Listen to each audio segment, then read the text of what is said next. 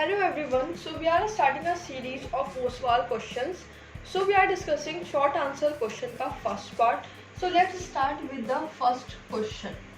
As you can see the question on the screen, the question says कि एक clear solution है, उसमें slaked lime को हम mix कर रहे हैं by dissolving CaOH2 in an excess of water. तो इसमें हो क्या रहा है, जो सोल्यूशन बचा इसका उसको उन्होंने एयर में एक्सपोज कर दिया, एयर में रख दिया।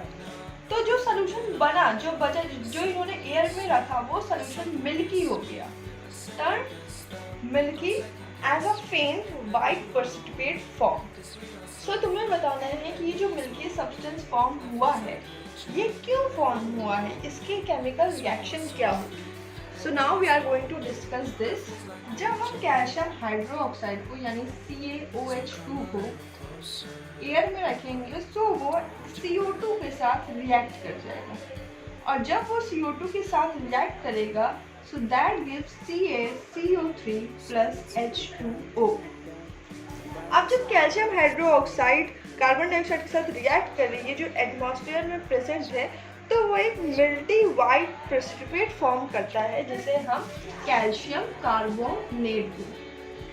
So this is the first question. Moving to next question. Question number 2 says, list any two observation when parasulfase is heated in a dry test tube.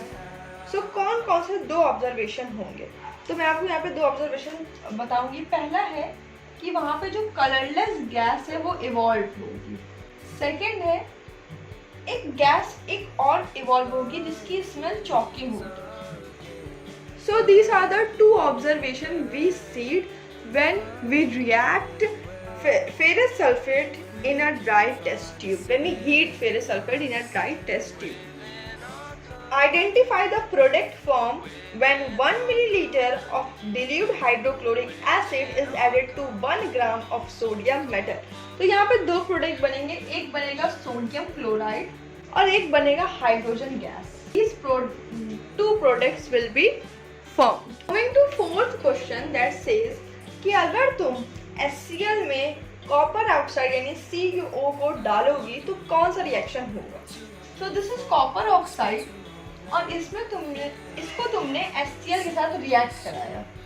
जब तुम कॉपर ऑक्साइड को HCl के साथ react कराओगी so that gives CuCl2 plus H2O। इसकी statement तुम लिखोगे when dilute HCl is added to a small amount of CuO in a beaker, a blue-green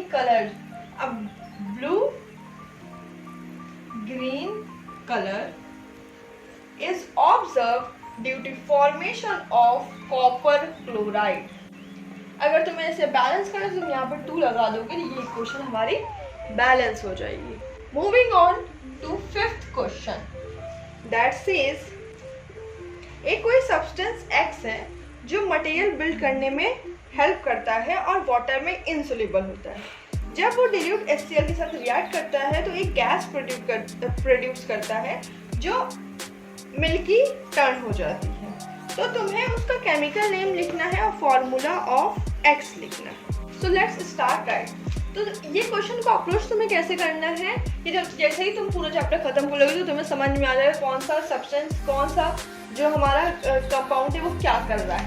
तो अभी मैं आपको बता देती हूँ, ये जो हमारा X सब्सटेंस है वो कैल्शियम कार्बोनेट है। कैल्शियम कार्बोनेट अगर आपको याद हो तो ये वाटर को मिल्की कन्वर्ट कर देता है।